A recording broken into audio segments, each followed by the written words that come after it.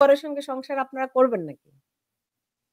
ধন্যবাদ আপনাকে আমাকে আজকে সংযুক্ত করবার জন্য। আমার সহকর্মী, আমাদের সহ আলোচক সঞ্জিতা আপা, আপনাকে ধন্যবাদ। আসলে জানেন যে 15 বছর বিএনপি যে আন্দোলন করেছে এবং তার পরিণতি ছাত্র জনতার যে গণঅভ্যুত্থান, সেই গণঅভ্যুত্থানে যে একটি সরকার, অন্তর্বর্তীকালীন সরকার, সেটা জনগণের সরকার হিসেবে সকলেই আমরা মেনে নিয়েছি। এবং এই গত একটি বছর আপনারা দেখেছেন যে এই ঐক্যমত কমিশন কিভাবে কতগুলি সংস্কার করবে, কিভাবে রাষ্ট্র পরিচালনায় বাইলজ গুলি আনবে, সেগুলি নিয়ে আলোচনা হয়েছে। সেই আলোচনার মধ্যে আপনার মেজরিটি দল বা সকল দলগুলি যে সমস্ত বিষয় নিয়ে মানে ঐক্যমত পোষণ করেছে সেগুলি এক সাইডে রাখা হয়েছে। আর যেগুলি আপনার নোট অফ ডিসেন্ট বা ঐক্যমত পৌঁছেনি, প্রত্যেকটি দল তার নিজস্ব মতামত ব্যক্ত করেছে যে এভাবে করলে ভালো হয়। তো এইভাবে কিন্তু একটা মানে সকলেই জুলাই সনদ স্বাক্ষর করেছে। কিন্তু স্বাক্ষর করার পর আপনারা দেখেছেন যে গত পরশুদিন আপনার ওই যে নোট অফ ডিসেন্ট যেগুলি ছিল সেগুলিকে বাদ দিয়ে তারা তাদের মতো করে যেই ঐক্যমত কমিশন যে এজেন্ডা নিয়ে প্রথমে এসেছিল সেগুলি একতরফা চাপিয়ে দিয়ে এবং নির্বাচনের আগে একটা গণভোটের একটা মানে সুপারিশ করেছে। তো সেই ক্ষেত্রে আপনার বিএনপি কিন্তু প্রথম থেকেই এই সরকারকে সহযোগিতার হাত বাড়িয়ে দিয়েছে। আপনারা দেখেন এই প্রশাসনে বিএনপির বিরুদ্ধে কিন্তু অনেকেই বলে, বিএনপি যারা সমর্থক, যে আপনারা প্রশাসনে কোন রকম আপনারা লোক দেননি, আপনাদের লোক নেই, কারণ প্রশাসনে তারা হাত দিতে চায় নাই।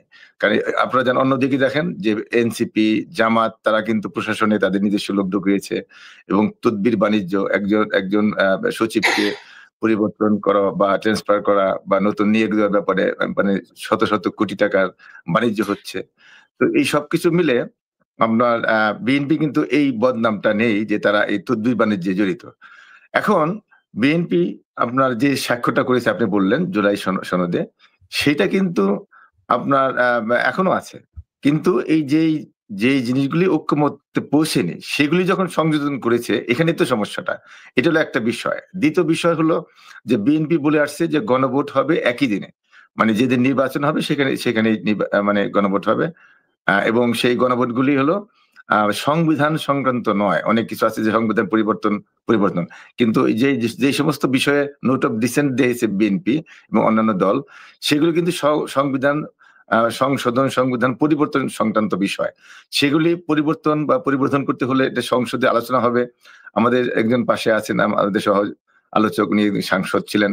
তো সংবিধান সংক্রান্ত বিষয়ে এটা কমিটি হয়, সেটা আলোচনা বিষয়। কিন্তু হঠাৎ করে আপনি জনগণের মাঝে সংবিধান সে পড়তেছে না, জনগণ সংবিধান সম্বন্ধে অনেকে আইডিয়া নাই, মানে সাধারণ মানুষ। এবং কি এতগুলি পাতা, অনেকগুলি মানে প্রায় 100টা আপনার কি বলে এই সংস্কার যে প্রস্তাবনা, এত কিছু পড়ে এই শর্ট টাইমের মধ্যে জনগণ কি সংবিধান পরিবর্তন করবে? তো সেক্ষেত্রে বিএনপি বলছে যে যে আপনার একই দিনে যেগুলি আমরা ঐক্যমতে পৌঁছেছি সেগুলি নির্বাচনের দিন আপনার করা যেতে পারে। আমেরিকাতে আছে, দেখেন আমেরিকাতে আমাদের যখন ভোট হয়, আমরা যখন ভোট দেই, অনেক পলিসি কিন্তু ওই ব্যালট পেপারে থাকে যে ইয়েস অর নো, তুমি এটা মানো কি মানো না। এটা কিন্তু অনেকে ভোট দিচ্ছে এভাবে। তো এই জিনিসগুলি কিন্তু আমরা একই দিনে করতে পারি। আর নির্বাচনের আগে যদি আবার মানে আরেকটা মানে নির্বাচনের মতো সারা বাংলাদেশে আপনার প্রচারণা করতে হবে, ক্যাম্পেইন করতে হবে এবং সরকারি যে খরচ হবে তাতে মানে কয়েক হাজার কোটি টাকার ব্যাপার। তো এই ক্ষেত্রে এটা আমাদের ধারণা, আমরা মনে করি যে নির্বাচনকে বানচাল করবার জন্যই এই ধরনের নতুন প্রস্তাবনা। এই জামাত দেখেন কিছুদিন আগে পিআর নিয়ে মানে তারা একটা আন্দোলন করলো। আপনারা জানেন যে পিআর জামাত ইসলাম তো আনতেই পারে না, কারণ জামাত ইসলামের মানে ইসলামিক দৃষ্টিকোণ থেকে পিআর পদ্ধতি তো হারাম। পিআর পদ্ধতি তো ইসলাম মানে অ্যালাউই করে না। আপনি মনে করেন বাংলাদেশে যদি 2% গে থাকে, ফর এক্সাম্পল গে এবং লেজবিয়ান থাকে, এবং তাদের সাথে তারা যদি একটা দল গঠন করে, এই যে আমেরিকার মতো দল গঠন করে যদি তারা এখন সংসদে যেতে চায় বা পিআর সিস্টেমে, তারা কিন্তু আপনার 5টা সিট পাবে। এখন ইসলামিকে অ্যালাউ করবে যে গে লেজবিয়ানরা সংসদে গিয়ে তারা তারা মনে করেন 5টা আসন পাবে? আর এটা জামাত সমর্থন দিচ্ছে। তো এই জামাত হলো আপনার ধর্মের নামে একটা ভণ্ডামি, এটা ধর্মকে কলুষিত করছে। আপনার একদিকে বলছে রোজা এবং পূজা মুদ্রা একই মুদ্রা, এপিঠ ওপিঠ, এটা তো ঠিক না। এটা তো খুবই কুফরি কথা। কারণ রোজার জায়গায় এবং পূজা হলো একটা, আমাদের দৃষ্টিতে এটা হলো এটা শিরিক। আমরা যেটা বলি, হুজুরা যেটা বলে থাকেন শিরিক, এটা আমরা অ্যাকসেপ্ট করি না। তো এখন রোজা আর পূজা কিভাবে এক হয়? রোজা পূজা, তো এই ধরনের আপনারা দেখেন যে জামাত একটা পর একটা মানে ইস্যু সৃষ্টি করে আপনার নির্বাচন যাতে না হয় সেই ব্যবস্থা তারা করছে। আপনার নির্বাচন হলে তাদের তো 5টা আসন থেকে 10টা আসন পাবে কিনা সন্দেহ আছে। তো সেই ক্ষেত্রে আপনি মনে করেন তারা এখন সরকারের মানে কি সরকারকে সমর্থন দিচ্ছে, অনির্বাচিত সরকার। আপনার এখন যারা উপদেষ্টা পরিষদে আছেন তার নিজস্ব এলাকায় গিয়ে 10,000 ভোট পাবেন কিনা সন্দেহ আছে। তো সেই ক্ষেত্রে তারা যে এখন তদবির বাণিজ্য দুর্নীতির মধ্যে জড়িয়ে পড়েছেন। 2 জন ছাত্র সমন্বয়ক আছেন উপদেষ্টা, তাদের আগে সনের ঘর ছিল, এখন তাদের বিশাল মানে বড় বড় ঘর গাড়ি বাড়ি হচ্ছে, এবং তারা এখন তাদের অফিস টফিস সবকিছু মিলে তারা তো এখন রাজার হালে আছেন। তো সেই ক্ষেত্রে তারা তো চাচ্ছেন না নির্বাচন। তো নির্বাচন যাতে না হয় এই কারণে মানে এই সরকার জানে যে এই প্রস্তাব দিলে এবং বিএনপির সাথে, জাতির সাথে প্রতারণা করলে বিএনপি রিয়েক্ট করবে, বিএনপি এটা মেনে নেবে না, এবং একটা সংশয়, একটা অস্বস্তিকর সৃষ্টি হবে যাতে নির্বাচন আরো পিছিয়ে যায়। তো সেই ক্ষেত্রে আমি মনে করি বিএনপি কিন্তু একা না। আপনি আবার আপনার ভূমিকা বলেছেন বিএনপি আপনার এখন কি নিঃসঙ্গ মিত্রহীন হয়ে গেল কিনা। বিএনপি আপনার বাংলাদেশে যতগুলো রাজনৈতিক দল আছে, জামাত, এনসিপি এবং ওই ইসলামিক আন্দোলন ছাড়া, এই 3-4টা দল ছাড়া কিন্তু সমস্ত দল কিন্তু বিএনপির সাথে আছে, এবং বিএনপি নিজে একটা প্রতিষ্ঠান। বিএনপি মনে করেন একাই তো 100, অতএব সেই ক্ষেত্রে বিএনপি মিত্রহীন নয়, মেজরিটি দলগুলি আপনার বিএনপির সাথে আছে। জি জি মেজরিটি দল বলছেন, কিন্তু প্রধান উপদেষ্টা তো 3টি দলকে প্রাধান্য দেন, বিএনপি, জামায়াত এবং এনসিপি। সো অন্যান্য দলগুলো তাদের পূর্ণাঙ্গ কমিটিও হয়তো নেই। যাই হোক, ওই প্রসঙ্গে আমি না যাই। অ্যাডভোকেট সানজিদা খানম, আপনি জাতীয় সংসদের হুইপ ছিলেন, আওয়ামী লীগের কেন্দ্রীয় কমিটির এক্সিকিউটিভ মেম্বার। তো এখন এই বিএনপি যে এতদিন পরে এসে বুঝলো যে নির্বাচন না করার পায়তারা করছে জামাত, এইটা বুঝতে তাদের এই বিলম্বের কারণটা কি বলে আপনারা বোধ করেন? আপনাকে অনেক ধন্যবাদ সুলতানা। গিয়াস ভাইকেও ধন্যবাদ আজকে এখানে যুক্ত হওয়ার জন্য। আসলে এই পরিস্থিতির পেছনে আমি যেটা বলবো, যে গিয়াস ভাই বলছিলেন প্রথম কথাটার সাথে আমি দ্বিমত পোষণ করছি। উনি বলেছিলেন জনগণের সরকারকে তারা মেনে নিয়েছিল, বলেছেন যে জনগণের সরকারকে আমরা মেনে নিয়েছিলাম। এই কথাটার মধ্যে জনগণের সরকার, বর্তমান সরকার কি জনগণের সরকার? জনগণের ম্যান্ডেট নিয়ে এই সরকার ক্ষমতায় বসেছে? না, বসেনি। সুতরাং এই কথাটা পুরোপুরি গিয়াস ভাইয়ের সাথে আমি দ্বিমত পোষণ করছি, কোন জনগণের এই সরকার না। জুলাই ঘোষণার কথা বলেছেন, জুলাই ঘোষণার যে গণভোটের সুপারিশ করা হয়েছে, আমি বলবো যে বিএনপির যে দূরদর্শিতার অভাব, এটা প্রথম থেকে আমরা কিন্তু দেখছিলাম। কারণ বিএনপির আজকের এই অবস্থার জন্য, আজকে যাদেরকে একটু আগে জামাতকে ভণ্ড দল হিসেবে আখ্যায়িত করলেন, এই জামাত সহ 20 দলীয় জোটের কথা তো মানুষ ভুলে যায়নি। 20 দলীয় জোট, তারা 2001 সালের ক্ষমতায় এসে তারপরে এই বাংলাদেশটাকে কি অবস্থায় নিয়ে গিয়েছিল, যুদ্ধ অপরাধীদের গাড়িতে পতাকা, এবং তাদের দিয়ে দেশ শাসন করেছে একসাথে নিয়ে। তারা বলেছে একসময় মায়ের পেটের ভাই, আজকে মায়ের পেটের ভাই ভণ্ড। এতদিন পরে তাদের মনে হলো এটা একটা খুব অযৌক্তিক বলে মনে হয়েছে আমার। সুতরাং তাদের যে মূল কারণটা, সেটা হচ্ছে রাজনৈতিক যে নির্দিষ্ট রাজনৈতিক সহযোগিতা তাদের কমে গেছে। তাদের দলের যে জোটটা ছিল সেটা ভেঙে গেছে।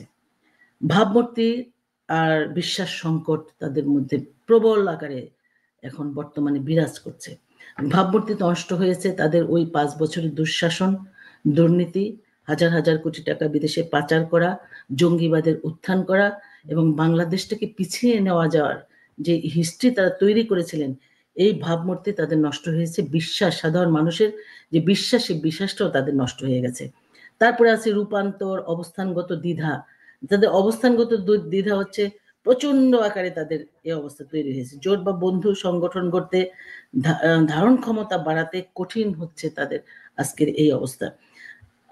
তারপরে আছে নতুন রাজনৈতিক শক্তির যে আবির্ভাব হয়েছে, এটিও তাদের সাথে অ্যাডজাস্ট হচ্ছে না কোনো কারণে, যে কারণে হোক না কেন হচ্ছে না, যে কারণে তারা, গিয়াস ভাই একটু আগেও সেই এনসিপির কথা বলছিলেন, বাস্তব কথাই বলছিলেন, এনসিপির যে আজকে যে অবস্থা, ধান্দাবাজি চান্দাবাজি। কিন্তু গত 5ই অগস্টের পরে আমরা কি দেখেছি? 5ই অগস্টের পরে বিভিন্ন জায়গায় এই যে এনসিপির সাথে এই সরকারের এখন যারা আছে তাদের সাথে জোট হয়ে আওয়ামী লীগকে ধ্বংস করার জন্য যা যা করার দরকার আমরা দেখেছি এই 14 মাসে। আমাদের 32 নাম্বার পুড়িয়ে দেওয়া, গণভবনে আক্রমণ করা, প্রধানমন্ত্রীর কার্যালয়ে করা দিয়ে দেওয়া, তারপরে রাজনৈতিক বিভিন্ন জনের বাড়ি, এমনকি আমার বাড়িও 2বার আগুন দিয়ে পুড়িয়ে দেওয়া হয়েছে। কারা করেছে? বিএনপি ছিল। সুতরাং এই যে তারা আওয়ামী লীগ নিধনের নামে এই একটা অপশক্তিকে সাথে নিয়ে তারা যে এই 14 মাস ধরে হাঁটলো, 14 মাস পরে তাদের মনে হলো যে এই তারা চিনতে পারলো ডক্টর ইউনূসকে। এটা খুবই আমি বলবো যে কৌশলগত তাদের অনেক ভুল রয়েছে। অর্থাৎ তাদের মিত্রহীন হওয়ার যে কারণগুলি রয়েছে, আমি আবারও রিপিট করছি, জোট বা সহযোগিতার সংখ্যা কম, জনগণের মধ্যে বিশ্বাস ও সমর্থন কমে যাচ্ছে, নিজস্ব ভূমিকায় কিছু দ্বিধা রয়েছে, নতুন রাজনৈতিক শক্তি চ্যাপ্টার তাদেরকে সংহত করতে পারছে না, এবং দলীয় কাঠামো ও কৌশলগত কিছু দুর্বলতা রয়েছে। আমি বলবো যে শুধু তাই না, নেতৃত্ব সংকটও অনেক বড় বেশি। যেমন বিএনপির প্রধান ব্যক্তি হচ্ছে তারেক রহমান, তিনি দেশে নাই, তিনি বাংলাদেশ থেকে মুচলেকা দিয়ে বিদেশে গিয়েছিলেন চিকিৎসার নামে, এবং আজ পর্যন্ত, এখন তো আর আওয়ামী লীগ ক্ষমতায় নাই, এখন 14 মাসে কেন তারেক রহমান বিদেশে অবস্থান করছেন? কেন তাদের এই মিত্রদের সাথে, এই যে প্রধান উপদেষ্টা ডক্টর ইউনূস তিনি বিদেশে যে মিটিং করে আসলেন তারেক রহমানের সাথে, তারপরেও তারেক রহমান কেন দেশে আসতে পারছেন না? বিদেশে বসে লন্ডন থেকে উনি সিদ্ধান্ত দিচ্ছেন। এটা ওনাদের নেতৃত্ব সংকটের, এবং যিনি প্রধান বেগম খালেদা জিয়া তিনি অসুস্থ, আর এই যে তারেক রহমান উনি দেশের বাইরে থেকে কাজ করছেন। কেন এই মিত্রহীনতা তৈরি হলো? এই বাস্তবতা, এই উদাহরণগুলি আমাদের মানতে হবে। স্পষ্ট রাজনৈতিক রোডম্যাপ নেই তাদের, অস্পষ্টতা মিত্রকে দূরে ঠেলে দেওয়া। এখন ওনারা কিন্তু মিত্র নেই, উনি যদিও বলেছেন অধিকাংশ দল, এরকম 10টা দলের বা 15টা দলের নাম যদি গিয়াস ভাই বলতে পারেন তাহলে মেনে নিব, যে এই যে 22টা দল 17ই অক্টোবর এই জুলাই সনদ স্বাক্ষর করলো, এটা কিন্তু 17ই অক্টোবর করেছে। এতদিন পরে তারা স্বাক্ষর করে এসে এতদিন পরে তাদের এই যে মনে হচ্ছে যে না, এগুলো তো তারা ঠিক করেনি, এবং তাদের বিরুদ্ধে এখন কথা বলছেন। এই অস্পষ্টতা তাদেরকে দূরে ফেলে দিতে হবে। স্পষ্ট রাজনৈতিক রোডম্যাপ নেই, তারপরে তাদের জোটের পুরনো মিত্রদের সঙ্গে আদর্শগত দূরত্ব হয়েছে, যাদেরকে আপন ভাই বলা হয়েছিল তাদের সাথে দূরত্ব তৈরি হয়েছে, এবং অন্যান্য ইসলামিক দলগুলিও আমি বলবো যে কেউ তাদের সাথে নেই। এবং তাদের যে এই 14 মাসে তাদের যে চাঁদাবাজির ইতিহাস তারা তৈরি করেছে, এবং তার এই সাধারণ মানুষ কিন্তু ওই 5 বছরে 1 থেকে 6 সাল পর্যন্ত তাদের যে চরিত্র, বিএনপির যে চরিত্রটা, সেটা কিন্তু পুরোপুরি তারা দেখেছে সাধারণ মানুষ। আর আওয়ামী লীগের এই টানা এই 15 বছরে দেখেছে বিএনপির জ্বালাও পোড়াও আন্দোলনের নামে নির্বাচনকে ঠেকাতে, শুধু নির্বাচনে আপনি অংশগ্রহণ নাই নিতে পারেন।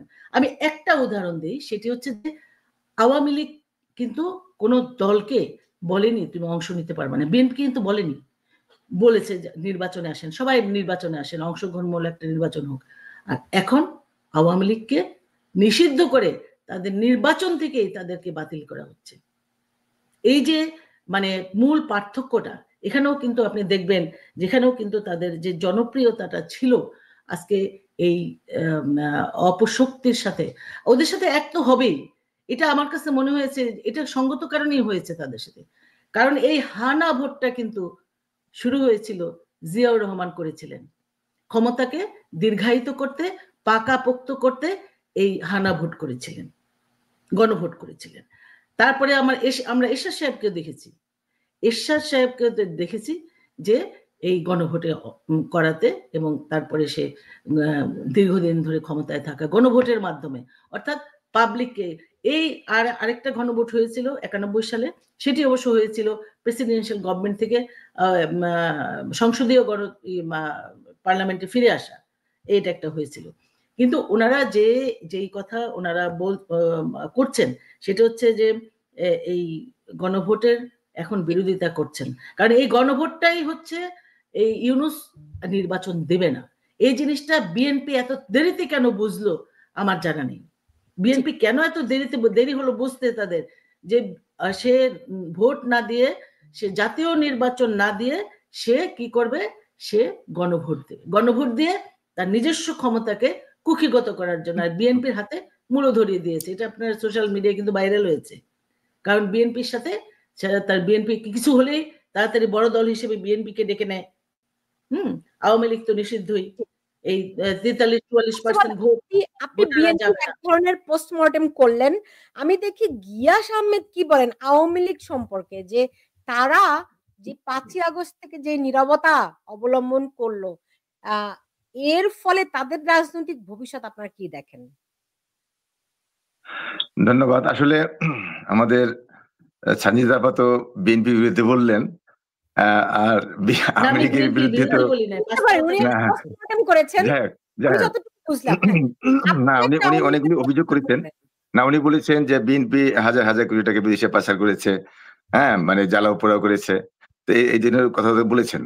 তো আমার কথা হলো যে এই মনে করেন আবার ওই যে গণভোটের কথা বললেন জিয়া রহমান সাহেবের, আমাদের স্বাধীনতার ঘোষণা দিয়ে দিয়েছেন জিয়া রহমান সাহেব, তো ব্যারাকে ফিরে গিয়েছেন। কিন্তু এই গণভোটের প্রশ্ন আসলো কেন? যখন শেখ সাহেব আপনার বাকশাল গঠন করলেন, এটা স্বাধীনতার চেতনার পরিপন্থী, ৭১ চেতনা, এটাকে গলা টিপে হত্যা করলেন, করে তারপরে আওয়ামী লীগ এটাকে অনেক একটা অংশ মেনে নেয়নি। আওয়ামী লীগের একটা অংশ তারা কিন্তু কু করলেন, কু করে করার পরে যে পাল্টা অভ্যুত্থানের পরে জিয়া রহমান সাহেব তখন বন্দী ছিলেন, তাকে বন্দিদশা থেকে ফিরিয়ে এনে মানে সিপাহী জনতা তাকে ক্ষমতায় বসালেন। এই সিপাহী জনতা ক্ষমতায় বসালেন, তিনি বললেন যে সিপাহী জনতা আর সমস্ত জনগণ না, অর্থাৎ তখন তিনি এইটাকে গণভোট দিলেন, যে তাকে যে সিপাহী জনতা বসিয়েছে এটাকে লেজিটিমেট করলেন। হ্যাঁ, এটা অতএব এটা একটা সকল স্তরের মানুষ যেন তাকে সমর্থন দেয়। তো জিয়া রহমান তো এমনি আসেন না, কুকুরে আসেন নাই, সেটাকেই তো ফলো করছে ডক্টর ইউনূস, কিন্তু সেটাকেই ফলো করছে। কারণ ওনাকে না ঠিক আছে, আমি বলি না, ক্রস করেন না, ক্রস আপনি বলেন, আপনি বলেন, আপনি বলার সময় বলেন না, ঠিক আছে, আপনি বলার সময় বলে কেন ক্রস হলে আবার কথা হয় না আর কি। তো এখন মনে করেন বিএনপি বললেন হাজার হাজার কোটি টাকা পাচার করেছে, তারপরে জ্বালাও পোড়াও, মানে অনেক আপনার বাড়িতে বিএনপি আক্রমণ করেছে। মনে করেন বিএনপি তো নিয়মতান্ত্রিক ভাবে আন্দোলন করেছে এই 15টি বছর আপনার আওয়ামী লীগের বিরুদ্ধে। আওয়ামী লীগ কেন দিনের ভোট রাতে করতে হবে? কারণ তখনও মানে আওয়ামী লীগ জানে যে সুষ্ঠু নির্বাচন হলে আপনার বিএনপি ক্ষমতায় আসবে, তো এই কারণে তার দিনের ভোট রাতে করতে হয়েছে। কেন ডামি নির্বাচন করতে হলো? কারণ জানে যে আমাদের তারেক রহমান সাহেব লন্ডন থেকে বসে তিনি জনগণকে বিএনপিকে নেতৃত্ব দিয়েছেন, এবং বিএনপিকে ভাঙার জন্য শেখ হাসিনা হাজার কোটি টাকার মিশন নিয়েছিল। আপনার এই শামসুল ইমাম চৌধুরী সহ অনেকেই তৃণমূল বিএনপি করবার চেষ্টা করেছে, কিন্তু পারে নাই। এখন দামি নির্বাচনটা কখন হয়? বাংলাদেশে একটা সাধারণ নির্বাচন হলে আপনার স্বতন্ত্র থেকে কিন্তু অনেক প্রার্থী হয়ে যায়। তো আওয়ামী লীগ যখন নির্বাচন ঘোষণা করলো, তখন আমাদের তারেক রহমান সাহেব বললেন, জনগণের উদ্দেশ্যে বললেন, বিএনপির উদ্দেশ্যে বললেন যে আপনারা এই নির্বাচন বর্জন করুন, কারণ আমরা তত্ত্বাবধায়ক সরকারের অধীনে নির্বাচন চাই, এবং যেহেতু তারা তত্ত্বাবধায়ক সেই সিস্টেমে নির্বাচন দিচ্ছে না, সেই কারণে আপনারা এই নির্বাচন বন্ধ করুন এবং নির্বাচনে আপনারা অংশগ্রহণ করবেন না। সেই কারণে সাধারণ জনগণ, নিরপেক্ষ জনগণ, তারাও কিন্তু আপনার এই নির্বাচনে মানে ডাবি নির্বাচনে অংশগ্রহণ করেনি। শেখ হাসিনা বাধ্য হয়ে নিজের দলকেই মানে বলতে হলো যে নিজের দলকে লোকের বলতে হলো যে আপনারা দাঁড়ান। তো এই কারণে জনগণ থেকে যে আপনারা বিচ্ছিন্ন হয়ে গিয়েছিলেন, তার কারণ হলো যে আপনাদের অনেক মন্ত্রী, আপনাদের সেক্রেটারি তিনি বলেছেন যে ক্ষমতা যদি একবার হারানো হয়, মানে আওয়ামী লীগ যদি একবার ক্ষমতা থেকে সরে যায়, তাহলে 7 লক্ষ মানুষ মানে মারা যাবে, যে আপনারা এই সম্পত্তি করছেন, এটা খেতে পারবেন না, অতএব আপনারা টিকে থাকুন, মানে জোর করে ক্ষমতায় বসে থাকুন। তো এখন কতগুলি লোক মারা গেছে। বিএনপি কি করেছে? 7 দিন বা 5 দিন পর্যন্ত তো আপনার কোন সরকারই ছিল না গণঅভ্যুত্থানের পরে। অর্থাৎ বিএনপি আমাদের তারেক রহমান বলেছেন লন্ডন থেকে যে খবরদার এই ধরনের কাজ করা যাবে না, আর নিজের হাতে নিব না, ওরা যে কাজটা করেছে আমরা সেই কাজ করব না। আমরা দেশকে গড়তে চাই, দেশের সম্পদ ভাঙা যাবে না, দেশের সম্পদ যাতে নষ্ট না হয়। অতএব আপনারা মানে অভিযোগ খালি শুধু করলে হবে না, গণ অভ্যুত্থানটা কখন হয়? আজকে দেশ থেকে পালিয়ে যায়, ইতিহাসে ফেরাউনের পরে আমি আর শুনি নাই যে এভাবে দেশ থেকে পালিয়ে যায় দলবল সহ। অতএব আপনাদের তো এখন বোঝা উচিত, আপনাদেরকে এখন নিজের মানে অনুধাবন করতে হবে যে আপনাদের দোষগুলি কি ছিল। এবং তখন জামাত যেমন আপনার ৭১-এর গণহত্যার পরে মানে আনুষ্ঠানিকভাবে দুঃখ প্রকাশ করে না, তারা ওই এলিয়ে মিলিয়ে কথা বলেন যে এটা ভারতের কারণে দেই নেই আবিজাবি। তো আপনাদেরও কিন্তু এখন জনগণের কাছে মানে আপনার বলতে হবে যে আপনাদের ভুল করেছেন। এই ভুলটা আপনার তত্ত্বাবধায়ক সরকার বাতিল করলেন, কেন করলেন? কোর্ট থেকেও রায় দিয়ে হয়েছিল যে না করা যেতে পারে, 3 বার করা যেতে পারে। তো সবকিছু মিলে আপনারা যে আজকে ভারতের যেভাবে আপনারা সেবা দাসের পরিণত হলেন, বা ভারত আপনারা যেভাবে ঢুকে গেল মানে বাংলাদেশে প্রত্যেকটা সেক্টরে আপনার কাজ করেছে। আমরা বলি স্বাধীনতার পক্ষে শক্তি বলেন, কিসের স্বাধীনতার আপনার পক্ষে শক্তি? বাকশাল স্বাধীনতার পক্ষে ছিল না, পক্ষে শক্তি ছিল না। এই গণহত্যা, আয়নাঘর, আপনার এই যে ক্রস ফায়ার, দিনের ভোট রাতে, এগুলি গণহত্যা, এগুলি ৭১-এর পক্ষে শক্তি না তো। তো আপনারা ভারতকে নিয়ে আসলেন। আজকে দেখেন ভারতে আমি যদি ভারতে ঢুকি তাহলে আমাকে এরেস্ট করবে, কারণ আমার ভিসা নাই, মনে করেন ভিসা নাই। আপনার বিএনপি একটা লোক যদি ঢুকে এরেস্ট করবে। আপনাদেরকে হাজার হাজার মানে আওয়ামী লীগকে মানে অ্যামনিস্টি দিয়ে রেখেছে ভারত, মানে আইনের ঊর্ধ্বে। আওয়ামী লীগ বললে আইনের ঊর্ধ্বে। কারণটা কি? কারণ আপনারা ওই শেখ হাসিনা বলেছে না যে ভারতকে যা দিয়েছি সারা জীবন মনে রাখবে, তো মনে রাখছে। এই কারণে আমি আওয়ামী লীগের চরিত্র আমরা আর বলার দরকার নাই। আপনারা যেভাবে মিথ্যাচার করেন, সেই কারণেই যে আওয়ামী লীগ, বিএনপি হাজার হাজার কোটি টাকা পাচার করেছে, বিএনপি হত্যাযোগ্য করেছে, এই সমস্ত মিথ্যাচার করলে তো লাভ হবে না। সেই কারণে আমি বলছি যে এখন আপনার যে একটা গণ অভ্যুত্থান হয় যখন, তখন জনগণই সরকারি হয়।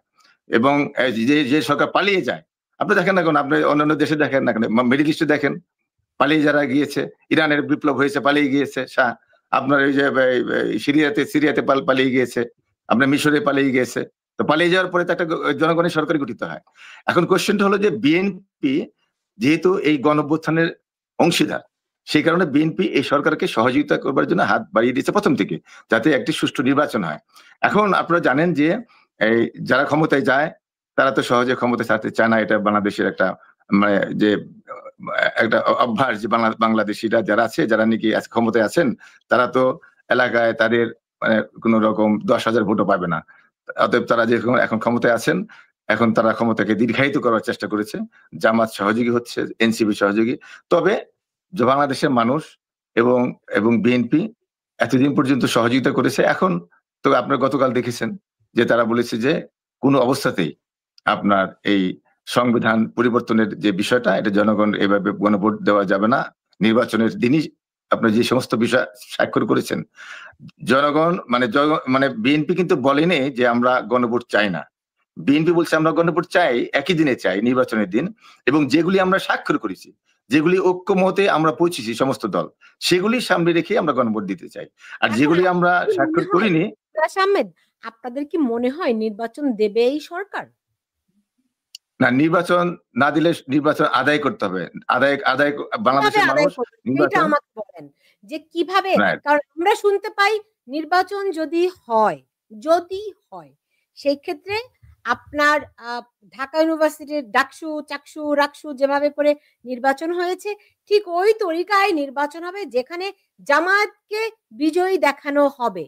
আমি জানি না এটা আপনারা আমলে নিয়ে পরিকল্পনা করছেন কিনা। যদি এটি মানে যদি হয়, প্রথমত নির্বাচন হবে না, এই ধারণা কিন্তু সবার কাছে। এখন আমি বিশ্বাস করি যে আপনারাও বুঝেন যে কারণ গতকালই মির্জা ফখরুল ইসলাম আলমগীর বলছেন যে নির্বাচন বানচাল করার চক্রান্ত চলছে। তো যদি বানচাল হয় কি করবেন? যদি নির্বাচন হয় যেই নির্বাচনে জামায়াতকে বিজয়ী করার নীল নকশা আগে থেকে প্রণীত হয়ে আছে, আপনারা কি করবেন? বিএনপি কি করবে? আসলে মনে করেন এই সরকার মানে দীর্ঘমেয়াদী থাকার পরিকল্পনা ছিল এবং সেটা ব্যর্থ হয়েছে। কারণ জনগণ মানে দ্রব্যমূল্যের যে অবস্থা, বিদেশি বিনিয়োগ নেই, সেক্ষেত্রে আপনার বাংলাদেশের আইন শৃঙ্খলা বাহিনীর যে অবনতি, সবকিছু এই সরকার ব্যর্থ। যখনই আপনার একটি নির্বাচিত সরকার ছাড়া, মানে একটি দলীয় বা যে কোনো নির্বাচিত সরকার ছাড়া দেশের আইন শৃঙ্খলা বাহিনীর যে একটা চেইন অ্যান্ড কমান্ড সেটা থাকে না। আপনার এখন যে এই সরকারের ভিতরে জামাতের লোক বসে আছে, এনসিপির লোক বসে আছে, আওয়ামী লীগের লোক বসে আছে, আবার ডক্টর ইউনূসের লোক বসে আছে, বিএনপির লোক বসে আছে। এই যে একটা মানে সব দলের যে একটা সমন্বয়, কারো কথা কেউ শুনছে না। সেক্ষেত্রে বিদেশিরাও আপনার বিনিয়োগ করছে না বাংলাদেশে। সবকিছু মিলে মানে তারা দীর্ঘমেয়াদী মানে থাকতে পারবে না, এটা তারা চাইলেও পারবে না, কারণ দেশের অবস্থা ভালো না। সেই ক্ষেত্রে আমার মনে হয় এই রাজনৈতিক দল জামাত এবং এনসিপি দর কষাকষি করবার জন্য বিএনপির সাথে, যে তারা যেহেতু আওয়ামী লীগ কি বলে এনসিপি জানে তারা 10টা আসনও পাবে না, 5টা আসন পাবে না, আমি একটাও আসন পাবে কিনা জানি না, মানে নির্বাচিত হলে, সুষ্ঠু নির্বাচন হলে। আবার জামাত ইসলাম কটা পাবে? আমার মনে হয় 10টা, মানুষ তাই বলে 5টা 10টা পাবে।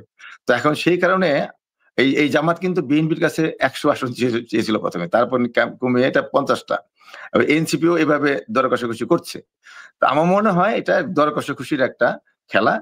ফাইনালি নির্বাচনে সবাই আসবে, নির্বাচন হবে এবং বাংলাদেশ একটি গণতান্ত্রিক সরকার, জনগণের ভোটের একটি নির্বাচিত সরকার গঠিত হবে। জি, আমরা বুঝতে পেরেছি যে আপনারা এখনো মনে করছেন নির্বাচন হবে। সঞ্জিদা খাতুন, আপনারা কি বোধ করেন যে নির্বাচন কি হবে? আর আমরা মাত্র কদিন আগেই দেখলাম যে বিএনপি এনসিপি কে বেশ কয়েকটা আসন ছেড়ে দেওয়ার জন্য আলোচনা করেছে। এখন সেই এনসিপি বিএনপি কে নিয়ে বিদ্রূপ করে। বুঝেন কি অবস্থা? ফলে মানে পুরো বিষয়টি যে দল এখনো মনে করে, যেটা গিয়াস ভাই বললেন, এখনো নির্বাচন হবে বলে মনে করেন, আপনারা কি দেখেন? আজকেই কিন্তু নাসিরউদ্দিন এনসিপি নেতা, সে বলেছে বিএনপি নেতাদের বুড়িগঙ্গায় চুবাবে। এনসিপি বল নাই, বলছে যে বুড়িগঙ্গায় পানি দিয়ে চুবাবে না, মানে পানি দিয়ে মানে গোসল করার। আর গিয়াস ভাইয়ের কথা অনেকগুলি বলেছে, তো একটু ছোট করে একটু উত্তরটা দিয়ে নি। সেটা হচ্ছে বিএনপি যে এত জনপ্রিয় দল, হ্যাঁ এত জনপ্রিয় দল, 2000 অন্য নির্বাচনের কথা আপনি বাদ দিলাম, 14 সালের নির্বাচন, তারা নির্বাচনে আসেনি, তারা আসেনি নির্বাচনে, যে কারণে 152-53টা বিনা প্রতিনিধিত্বে নির্বাচিত হয়েছিল, তারা নির্বাচনে আসেনি। শুধু আসেনি তা না, নির্বাচনকে প্রতিহত করেছিল, রেল লাইন আগুন দিয়েছিল, ভোট কেন্দ্র পুড়িয়ে দিয়েছিল, প্রিজাইডিং অফিসারকে হত্যা করেছিল, নির্বাচনকে তারা প্রতিহত করেছিল, কারণ নির্বাচনে তারা বিশ্বাস করে না। আর এত জনপ্রিয় দল, 2008 সালের নির্বাচন নিয়ে তো কোনো কথা নেই, সেই নির্বাচনে তারা 29টা সিট পেয়েছিল। এত জনপ্রিয় দল 29টা সিট পেয়েছিল, কারণটা হচ্ছে ওই 5 বছরের যে দুঃশাসন, সেই দুঃশাসনের জবাব দিয়েছিল জনগণ, ব্যালটের মধ্য দিয়ে 29টা সিট তাদেরকে দিয়েছিল। তো এত জনপ্রিয় দল। আর আরেকটা বিষয়, সেটা হচ্ছে বারবার বলছেন শেখ হাসিনা পালিয়ে গেছে। শেখ হাসিনা পালায়নি। পালালে এই সেনাবাহিনী থেকে হেলিকপ্টার দিয়ে তাকে সসম্মানে পার্শ্ববর্তী দেশ ইন্ডিয়াতে রেখে আসতো না। জীবন বাঁচাতে তাকে যেতে হয়েছে, অর্থাৎ সে ইন্ডিয়ায় সেদিন না গেলে, এবং প্রোটোকল নিয়েই কিন্তু গিয়েছে, সেনাবাহিনীর অফিসারাই কিন্তু তাকে দিয়ে এসেছে। সুতরাং সে দেশে থাকলে ওই 5ই অগাস্টে, তাদের যে 15ই আগস্টে জাতির পিতাকে হত্যা করেছিল যারা, তারাই এই এত মেটিকুলাস প্ল্যান করে, তাদের 2টা উদ্দেশ্য ছিল, একটা হচ্ছে শেখ হাসিনাকে খুন করা, পাশাপাশি এই দেশের রাষ্ট্রীয় ক্ষমতা দখল করা। জিয়াউর রহমান যেভাবে বন্দুক দেখে ক্ষমতা দখল করেছিল, ক্ষমতা দখল করে দল গঠন করেছিল, দল গঠন করে হা না ভোট করেছিল, হা না ভোট করার পরে সে কারফিউ দিয়ে দেশ চালিয়েছিল। সেম থিং এই ডক্টর ইউনূস জোর করে ক্ষমতা দখল করেছে, নির্বাচিত সরকারকে ফেলে দিয়ে সে মেটিকুলাস প্ল্যান করে ক্ষমতা দখল করেছে, ক্ষমতা দখল করে এনসিপি গঠন করেছে। এখন সে ওই পথ ধরেই সে এই এনসিপি কে সাহায্য করছে, বা এনসিপি কে ক্ষমতায় আনতে চায় এই কিশোর গ্যাংদেরকে। এবং সেই আমি বলবো যে ওনা বলছেন কি দুঃখ প্রকাশ করেনি, গণহত্যা তো আওয়ামী লীগ করেনি, কেন দুঃখ প্রকাশ করবে? এই 7.6 এই গুলি কি পুলিশ ব্যবহার করে? পুলিশকে যে ওরা হত্যা করলো, পিটিয়ে পুড়িয়ে মারলো, সেগুলির বিচার বন্ধ করে রাখা হলো? কেন রেল লাইনে আগুন দেওয়া হলো, কেন মেট্রো রেল আগুন দেওয়া হলো, কেন যোগাযোগ মন্ত্রণালয়ের সেই ভবন পুড়িয়ে দেওয়া হলো, কেন ত্রাণ মন্ত্রণালয়ের ভবন পুড়িয়ে দেওয়া হলো, কারা করলো? এবং উনি বলেছেন, একটা কথা স্বীকার করেছেন যে বিএনপি হচ্ছে গণ অভ্যুত্থানের অংশীদার। তার মানে এই অপরাধগুলির সাথে একই সাথে যুক্ত রয়েছে বিএনপি, একই সাথে যুক্ত রয়েছে। তত্ত্বাবধায়ক সরকারের বাতিলের কথা বলছেন, তত্ত্বাবধায়ক সরকার বাতিল করেছিল কে? তত্ত্বাবধায়ক সরকার বাতিলের জন্য এই বিএনপি দায়ী। এই প্রশ্নবিদ্ধ করেছিল কে? তত্ত্বাবধায়ক সরকারকে। দলীয় পার্টিজান লোককে, চিফ জাস্টিসকে তারা ক্ষমতায় আনবার জন্য বিচারপতিদের বয়স বাড়িয়ে দেওয়া এবং ভোট করে সেই ভুয়া ভোটার 1,30,00,000 ভুয়া ভোটার সংযুক্ত করা, তাদের প্ল্যান করেছিল ক্ষমতায় আবার দীর্ঘায়িত করার জন্য। এই যে এই তত্ত্বাবধায়ক সরকারের যে ব্যবস্থাটাকে, সেই ব্যবস্থাটাকে তারা ধ্বংস করে দিয়েছিল, যে কারণে সেই ব্যবস্থায় আর থাকেনি। কোর্ট থেকে সেটি বাতিল হয়েছে এবং সংসদে, ওই পার্লামেন্টে আমি ছিলাম, 15 অ্যামেন্ডমেন্টের সময় আমি সংসদে ছিলাম সংসদ সদস্য। সুতরাং আমরা দেখেছি তো। সুতরাং এই তত্ত্বাবধায়ক সরকার ব্যবস্থাকে ধ্বংসই করেছে বিএনপি এবং এটা বাতিলের জন্য বিএনপি দায়ী। প্রশ্নবিদ্ধ করেছিল ওরা। আর অনেক কথাই বলেছেন। সিপাহী জনতা বসিয়েছে জিয়াউর রহমানকে, তাহলে এনসিপি বসিয়েছে এই ডক্টর ইউনূসকে। তাহলে তাহলে ঠিকই আছে। আমি যে বলছি যে এই যে অনুসরণ করা, এবং যে কারণে ওই মির্জা ফখরুল ইসলাম আলমগীর এই ডক্টর ইউনূসের মধ্যে জিয়াউর রহমানকে খুঁজে পায়। উৎসটা কোথায়, জন্মটা কোথায়, সেটা বুঝতে হবে। সুতরাং এই যে আজকের যে অবস্থার জন্য দায়ী, সেটা আমি বলবো যে বিএনপি যেহেতু স্বীকারই করছে, উনি একজন রেসপন্সিবল পার্সন, উনি বিএনপির কার্যনির্বাহী কমিটির সদস্য, তিনি বলছেন যে বিএনপি গণ অভ্যুত্থানের এই ইএনসিপির সাথে, এদের সাথে অংশীদার ছিল আওয়ামী লীগের বিরুদ্ধে। উদ্দেশ্য দুইটা, একটা হচ্ছে 75-এর 15 আগস্টকে আবার সেই অসমাপ্ত কাজকে সমাপ্ত করা, নাম্বার 2 অবৈধভাবে ক্ষমতা দখল করা। জি, প্রথমটা পারেনি, মহান আল্লাহ তাকে বাঁচিয়ে দিয়েছেন, বঙ্গবন্ধু কন্যাকে, কিন্তু দ্বিতীয়টা তারা এসেছে। এখন মানুষ তো বুঝতে পারছে। এখন আপনি দেখবেন যে একটা রিক্সাওয়ালা, সেও বুঝতে পারছে সে ভালো নেই। বাংলাদেশের মানুষ আসলে ভালো নেই, জি, ভালো থাকতে পারে না। আজকে বাংলাদেশের অর্থনীতি, এই নোবেল বিজয়ী এই ইউনূস সরকার অর্থনীতিকে ধ্বংস করে দিয়েছে, সামাজিক অবস্থাকে ধ্বংস করে দিয়েছে, মানুষের ভিতরে সামাজিক মূল্যবোধ নেই। মানুষ হাজারো মানুষের সামনে দাঁড়িয়ে কুপিয়ে হত্যা করছে, মানুষ ভিডিও করছে। মানুষের মনুষ্যত্ব গেল কোথায়? আজকে শিক্ষকদেরকে অপমান করা, বীর মুক্তিযোদ্ধাদেরকে কোর্টে নিয়ে হাত করা দিয়ে দাঁড় করানো, এই স্বাধীনতা বিরোধীদের, এই গণহত্যাকারীদেরকে যেই কোর্ট করা হয়েছিল 71 সালের মানবতা বিরোধী অপরাধের জন্য, আন্তর্জাতিক অপরাধ ট্রাইব্যুনাল, সেই ট্রাইব্যুনাল থেকে আজকে সমস্ত জেলখানাগুলোর থেকে জঙ্গিদেরকে ছেড়ে দেওয়া হয়েছে, আর বীর মুক্তিযোদ্ধাদের হাতে হাত করা পরিয়ে ওই কোর্টে নিয়ে যাওয়া হচ্ছে। এই তো বাংলাদেশের চিত্র। আর কি হয়েছে?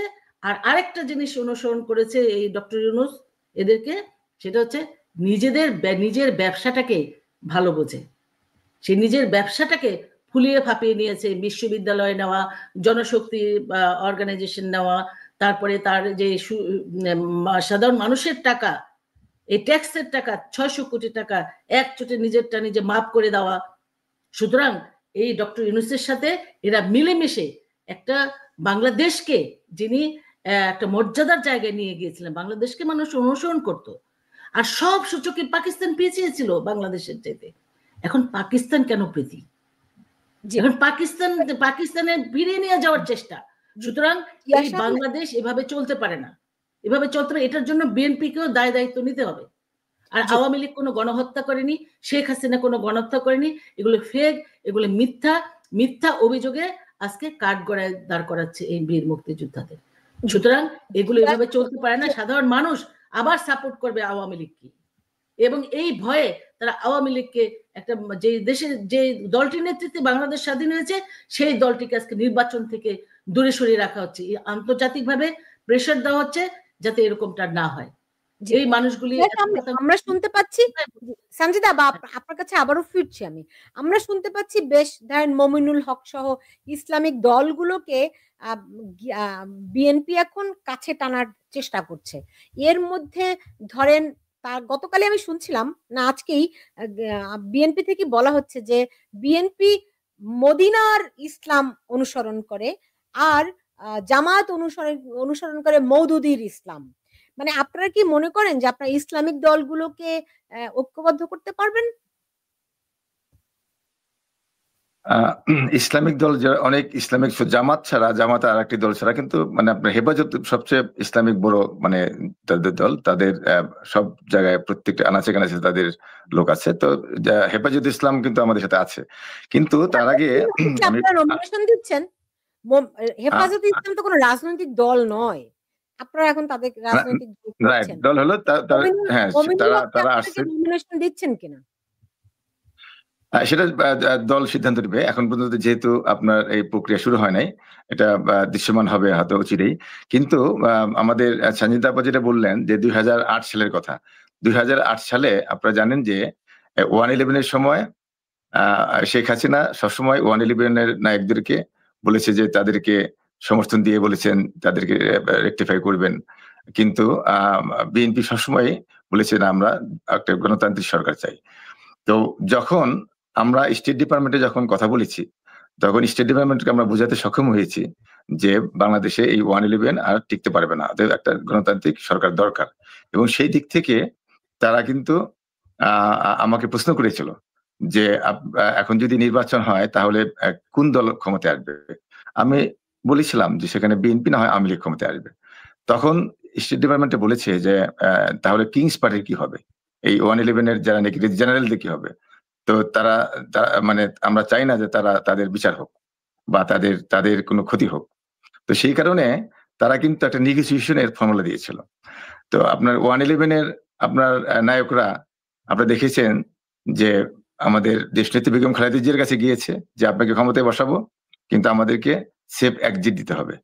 কিন্তু আমাদের দেশনেত্রী বেগম খালেদা জিয়া বলেছেন যে নতুন ঘটনা শুনতেছি।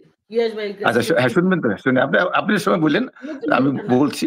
তো এখন যে বিএনপি, আচ্ছা আপনি বললেন, আপনার সময় বললেন, অসুবিধা নেই। তো এখন বিএনপি বলেছেন আমরা পিছনের দরজা দিয়ে ক্ষমতায় যেতে চাই না। অন্যদিকে শেখ হাসিনার কাছে গিয়েছেন, তারা শেখ হাসিনা এটাকে ওয়েলকাম করেছে এবং তাদেরকে আপনার বিচার করবে না, তাদেরকে আরো প্রমোশন দিবে, এই দস্তখত তিনি দিয়েছেন। কিন্তু এই জেনারেলরা শেখ হাসিনার কথা বিশ্বাস করেনি, সেই কারণে এই জেনারেলরা চলে গেলেন কোথায়? ভারতে আমাদের প্রণব বাবুর কাছে গেলেন, প্রণব বাবুকে উইটনেস করলেন। তার একটা বইতেও লেখা আছে, এটা প্রণব বাবুর বইতেও তিনি লিখেছেন। তো উইটনেস করে এই যখন প্রণব বাবুকে কাছে উইটনেস করলেন, এই ঢুকে গেল।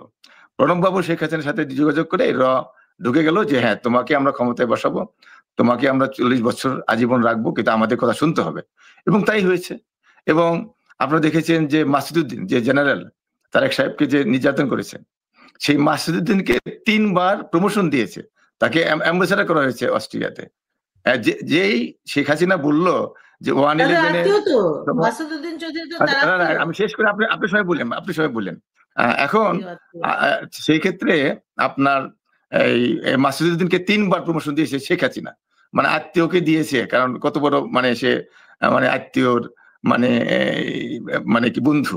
যাই হোক, মাসুদউদ্দিনকে 3 বার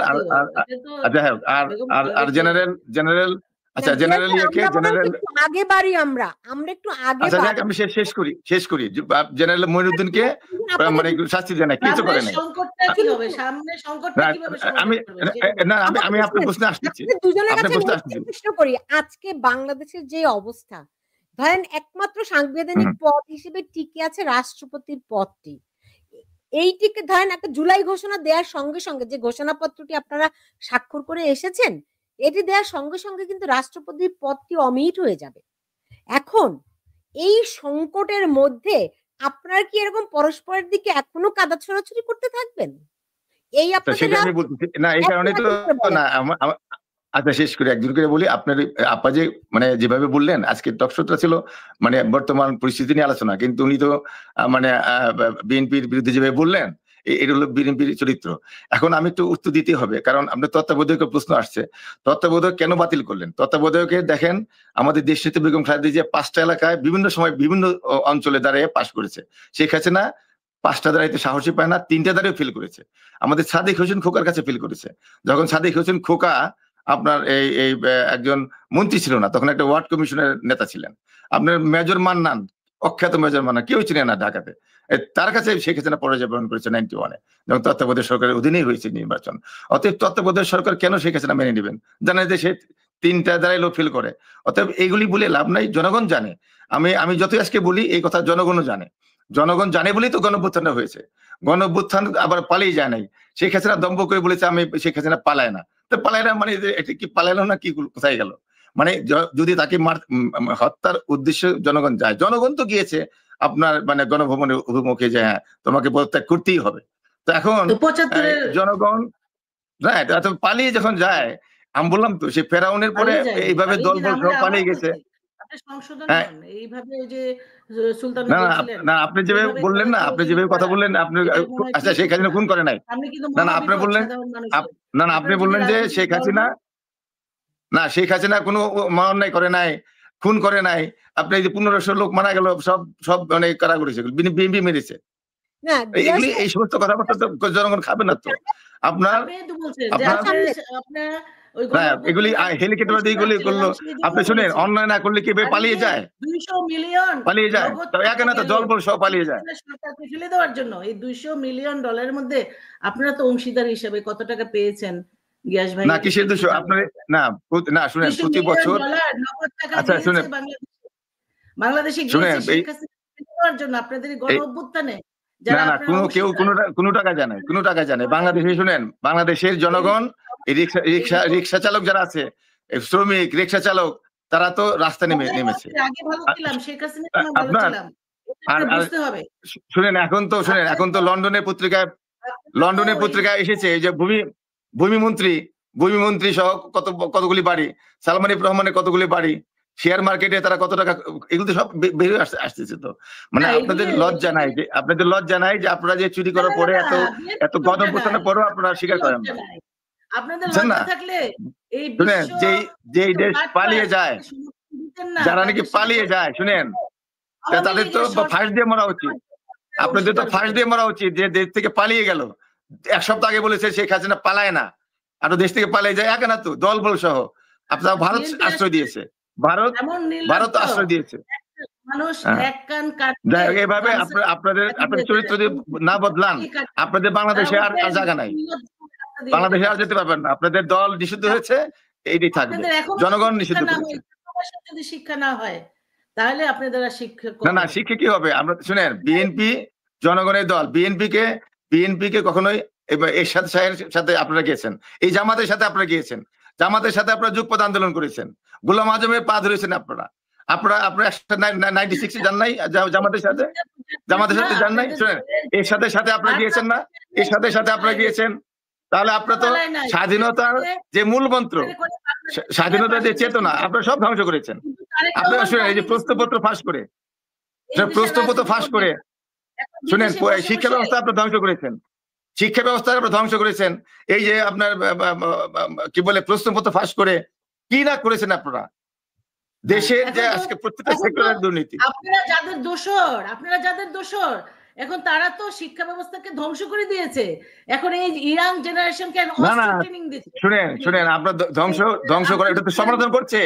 আমরা তো তাদের সমর্থন করছি না, বিএনপি তো তাদের সমর্থন করছে না। বিএনপি যে হোক সমালোচনা করছে। বিএনপি এমন একটা দল যে বিএনপি কে এরশাদও বলেছিল সে আমাদের দেশনেত্রীকে আপনি আসেন প্রধানমন্ত্রী হন, রাজি হন নাই। 111 বলেছিল, রাজি হন নাই।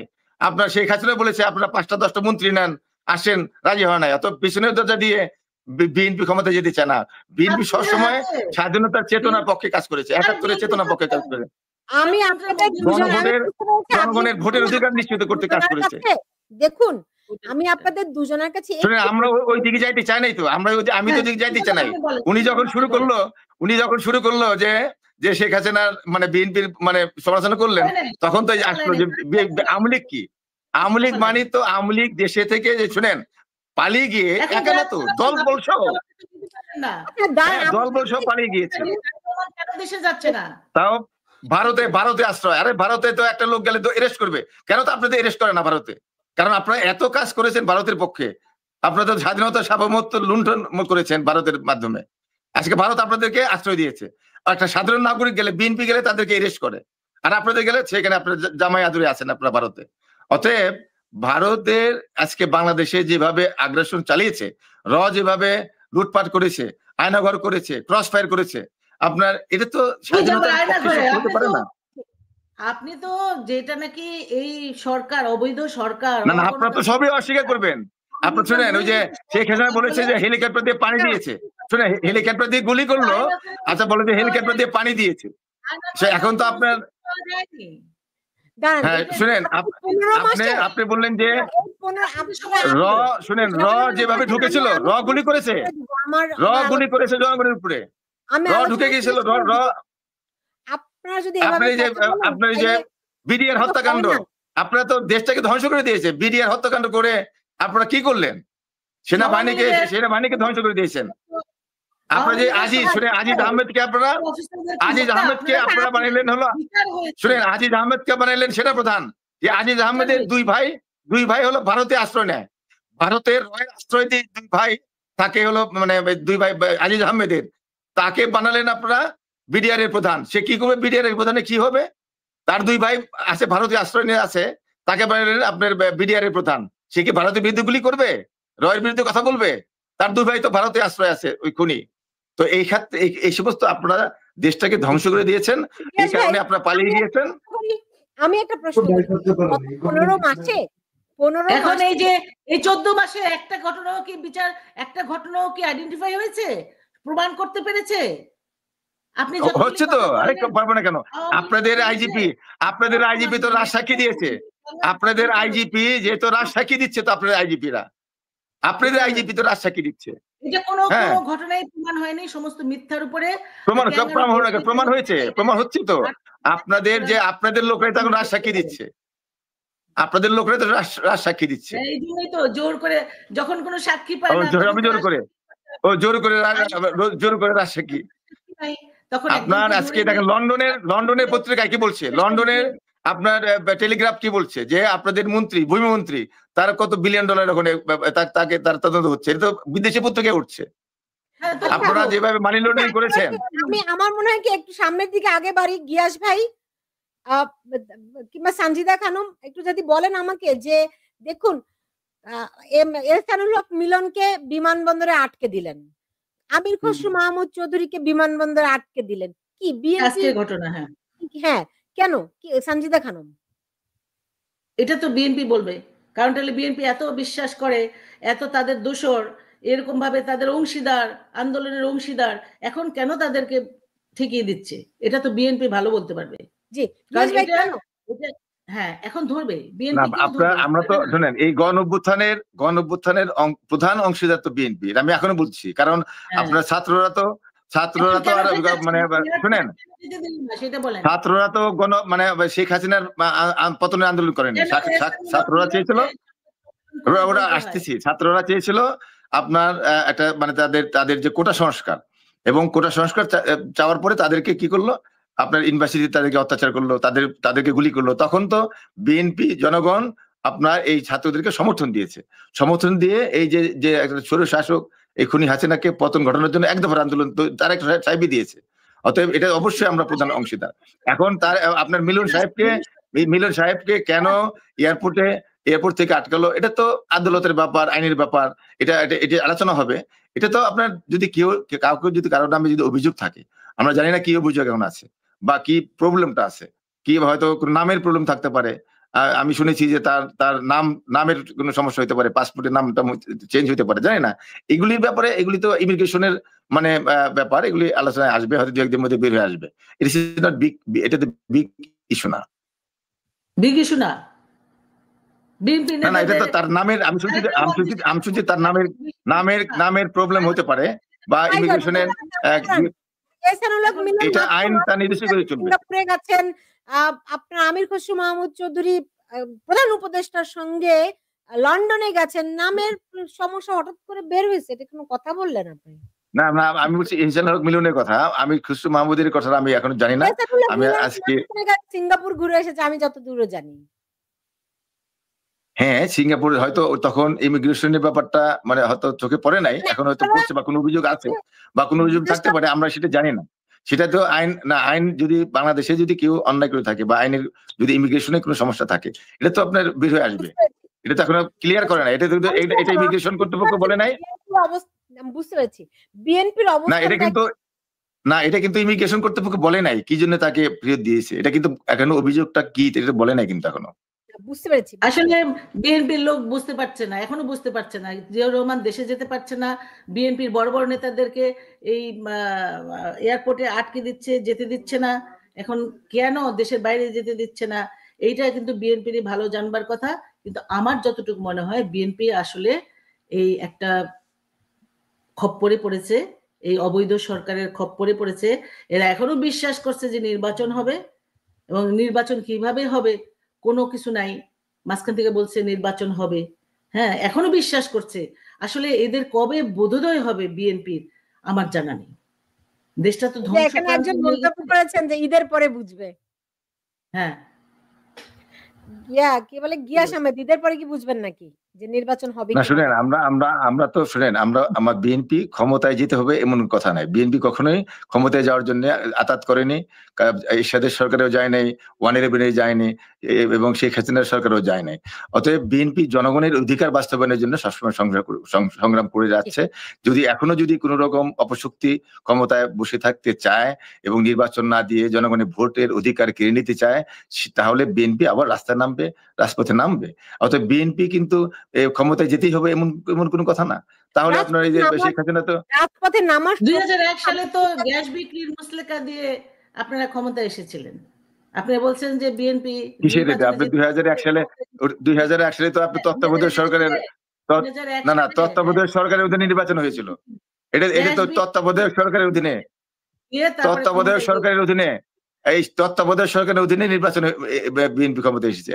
আর আপনি বললেন যে 2008-এর কথা। 2008-এ তো আপনার কারচুপি আপনার মঈন আহমেদ আপনার শেখ হাসিনা ক্ষমতা এনেছে, এবং সেই কারণে মঈনকে কোনো মামলা দেওয়া হয় নাই। মঈন আহমেদের বিরুদ্ধে মামলা দেওয়া হয় নাই। গিয়াস ভাই শুনেন, ওই সময় কিন্তু আমি পার্লামেন্ট মেম্বার ছিলাম, এবং আমার সাথে বিএনপির প্রার্থী 50,000-এর বেশি ভোটের পার্থক্য ছিল। এত ভোটে জিতেছিলাম। সুতরাং ওই সময় 50,000 ভোটের পার্থক্য একদিন দাঁড়িয়ে ওই 5 বছর, 5 বছর 6 দিন, আপনি গিয়াস ভাই একটু শুনেন, এই কথাটার জবাব দেন। এই 5 বছরের মধ্যে 6 দিন বেগম খালেদা জিয়া বিরোধী দলীয় নেতা হিসেবে সংসদে আমরা দেখেছিলাম। একদিনও কিন্তু তিনি বলেন নাই যে এই নির্বাচনে এই অন্য কোনো কারণে আওয়ামী লীগ ক্ষমতায় এসেছে। একদিনও বলেননি। বিএনপির বিএনপি বলেছে, এটা বিএনপি বলেছে যে 111-এর না বলেছে, বলবো না কেন, আমরা বলেছি বিএনপি বলেছে। শুনেন, এটা তো আপনাদের এই আলোচনার কোনো শেষ না, না শুনে, এটা তো দৃশ্যমান। দেশের এই যে দুর্দিন, এখনো আপনারা এরকম ঝগড়া বিবাদ করবেন, নাকি আপনারা দুই দল মিলে ভাববেন যে আসলে আমাদের দুই দলেরই অনেক ভুল আমরা করেছি অতীতে, কেউই ধোয়া তুলসী পাতা নয়, কেউই ফেরেশতা নয়, সবারই দোষ ত্রুটি তো আছে। এটা কেউ আপনারা দুজন, আমি বিশ্বাস করি আপনারা দুজনে একজনও অস্বীকার করবেন না। এখন আমরা কি আগে বাড়তে পারি কিনা, নাকি আপনারা এখন যেমন বিবাদ করছেন এরকম বিবাদই চলতে থাকবে আর দেশটা জাহান্নামে পরিণত হবে? এটাই কি চান আপনারা? না, কিন্তু না আমরা না শুনেন, দেশটা এই পর্যায়ে যদি আরো খারাপের দিকে যায়, আমি বলি একটু, দেশটা যদি আরো খারাপের দিকে যায়, এই জন্য দায়িত্ব আওয়ামী লীগ। কারণ আওয়ামী লীগ এই 15 বছর যেভাবে আপনার 71 যে চেতনা, মানে জনগণের ভোটের অধিকার, ন্যায় বিচার, এগুলিকে ধ্বংস করে তারা একতরফা ভাবে ভারতের সহযোগিতায় ভারত ঢুকে যায় বাংলাদেশে, বলে যে আওয়ামী লীগকে ক্ষমতা থাকতে হবে। অর্থাৎ এইভাবে যে আপনার দেশটাকে ধ্বংস করলো, এই ধ্বংসের পিছনে আজকে আমি শেষ করি, আপনি বলবেন, আপনি শেষ করি। অতএব এই যে এখন এই যে সরকারটা যে পালিয়ে গেল, জনগণ তাদের সমর্থক সহ, অতএব পালিয়ে যাওয়ার কারণে তো একটা শূন্যতা সৃষ্টি হবে। এখন এই যে এই পরিস্থিতি যদি আরো সংকটে যায়, এই দায় হবে শেখ হাসিনা। কেন তিনি আপনার দিনই ভোট রাতে করতে হবে? রাজনৈতিক কর্মকাণ্ড এখনো তাদের দোষ। তারেক রহমান না না আপনার এই গণঅভ্যুত্থান শুনে কোন দেশে যখন একটা গণঅভ্যুত্থান হয় তখন গণঅভ্যুত্থান পরবর্তী একটা শূন্যতা সৃষ্টি করা হয়, এবং সেই গণঅভ্যুত্থান কেন হয়, আগের সরকার যে স্বৈরশাসক থাকে তখন তাদের বিরুদ্ধে গণঅভ্যুত্থানটা হয়। আপনি দেখেন যে আমি আবারও বলি যে মঈন আহমেদদেরকে কেন মামলা দেওয়া হলো না, মাসুদউদ্দিনকে মামলা দূরের কথা, তাকে প্রমোশন দেওয়া হলো কেন? আপনার এই কি বলে এই বিডিআর হত্যাগুলো হলো কেন? এই সব কিছু মিলে। গিয়াস আহমেদ, অনেক ধন্যবাদ আপনাকে। সানজিদা খানম, যদি বলেন যে আপনারা কি এরকমই করবেন, আপনারা কবে ফিরবেন? আপনারা তো 15 মাস ধরে মাঠেই নাই, রাজনীতিতেই নাই, তো আপনারা কবে ফিরবেন? দেশ আপনি আমাকে বলেন সুলতানা, আমাদের 150 উপরে এমপি মন্ত্রীরা জেলখানায় অ্যারেস্ট, তাদেরকে জেলখানায় নির্যাতন করে হত্যা করা হচ্ছে। আপনার 4 লক্ষের বেশি নেতা কর্মী আজকে জেলখানায়। যেই মাঠে একটা মিছিল হয় সাথে সাথে ওরা অ্যারেস্টের মহড়া পড়ে যায়। এই যে আওয়ামী লীগের উপর যে নির্যাতন নেমে এসেছে, এই সরকারের, এই অবৈধ সরকারের যারা রয়েছে তাদের দোসররা যেভাবে নির্যাতন চালিয়েছে, আপনি বলেন কেমনি মাঠে নাই? আজকেও কিন্তু আওয়ামী লীগের মিছিল হয়েছে, খন্ড খন্ড মিছিল হয়েছে, এবং আওয়ামী লীগ কিন্তু আছে, থাকবে না কেন? আওয়ামী লীগ তো আছেই, এবং আওয়ামী লীগের নেতাকর্মীরা, তৃণমূলের নেতাকর্মীরা কিন্তু উদ্গ্রীব হয়ে আছে, কারণ বাংলাদেশের মানুষ ভালো নেই। বাংলাদেশের সাধারণ মানুষের পাশে দাঁড়াবার একমাত্র বাহন হচ্ছে আওয়ামী লীগ। আওয়ামী লীগ এদেশের স্বাধীনতা এনেছিল, কিন্তু আজকে সেই স্বাধীনতা, সার্বভৌমত্ব আজকে হুমকির মুখে। আজকে বাংলাদেশের, সেই স্বাধীন বাংলাদেশের মানচিত্রকে বদলে দেবার চেষ্টা হচ্ছে। বাংলাদেশের নতুন এই ইয়াং জেনারেশনকে ধ্বংস করে দেওয়া হচ্ছে, তাদেরকে অস্ত্র ট্রেনিং দিয়ে আফগানিস্তান বানাবার চেষ্টা হচ্ছে। আজকে সেই আমাদের চিরশত্রু পাকিস্তানকে বন্ধুর হাত বাড়িয়ে দিয়ে তারা সব সূত্রকে নিচে থাকা অবস্থায়ও তাদেরকে কাছে নিয়ে আনা হচ্ছে, এবং ভারতের উপর দোষ চাপানো হচ্ছে। কেন? কারণ ভারত হচ্ছে আমাদের অকৃত্রিম বন্ধু হিসেবে মহান স্বাধীনতা যুদ্ধে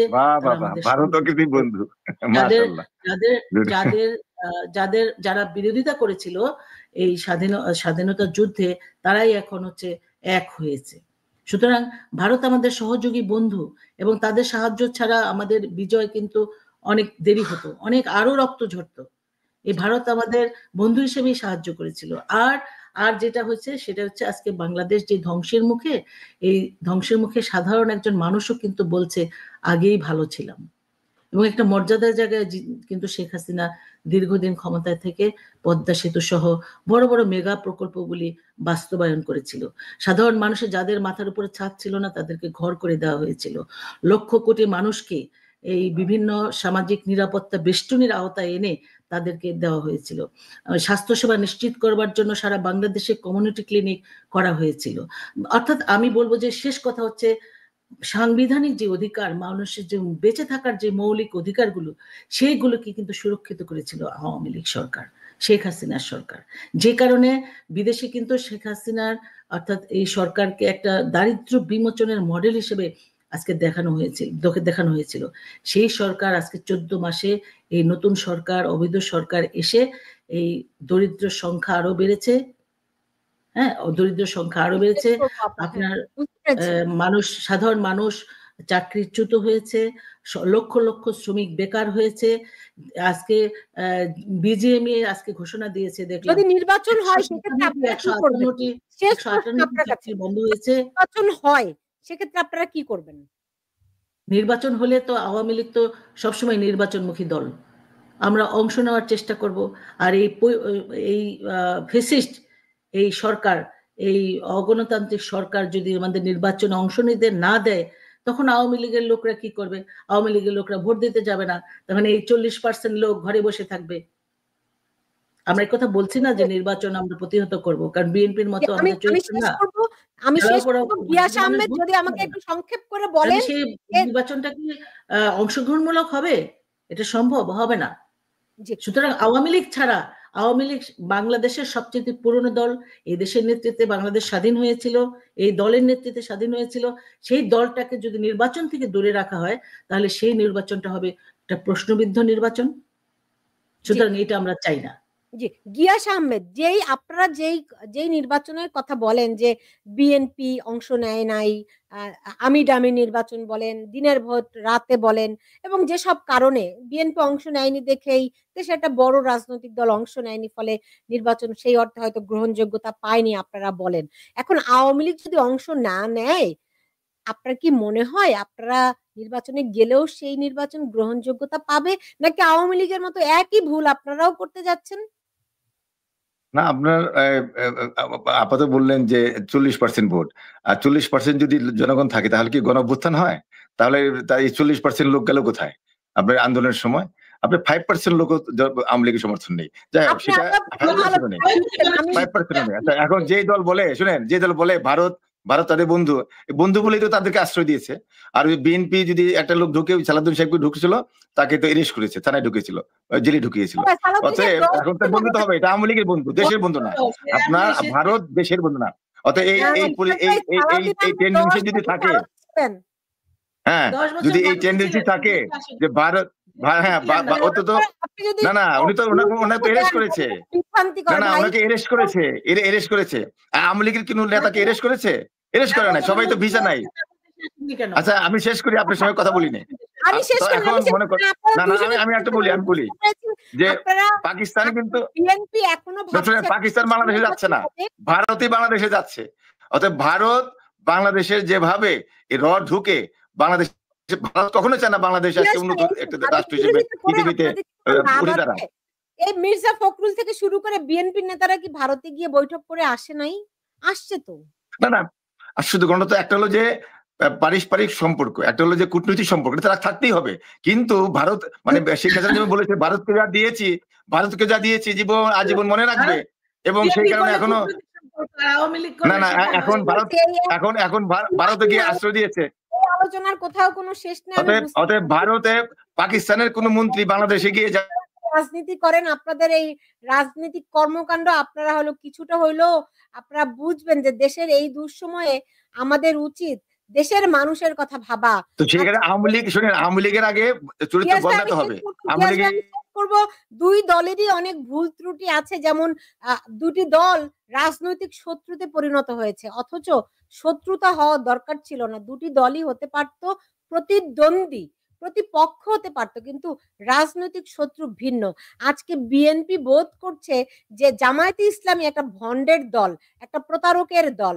মানে ওটি আসলে বিএনপি যেমন এখন অনুধাবন করছে যে রাজনৈতিকভাবে শত্রু, আওয়ামী লীগ আগেই অনুধাবন করছে রাজনৈতিকভাবে শত্রু বিএনপি, এবং বাংলাদেশ রাষ্ট্রের জন্য শত্রু এই জামায়াতে ইসলামী। এখন বিভিন্ন সময় তাদেরকে নিয়ে রাজনীতি করা হয়েছে, এ কথা যেমন সত্য, কিন্তু আজকে দেশের এই দুর্দিনে পরস্পরকে শত্রু না ভেবে, বিশেষ করে আওয়ামী লীগ এবং বিএনপি পরস্পরকে শত্রু না ভেবে যদি প্রতিদ্বন্দ্বী ভাবে, প্রতিদ্বন্দ্বী একটা স্বাস্থ্যকর শব্দ, একটা দেশের ভবিষ্যতের জন্য খুবই একটা ভালো শব্দ।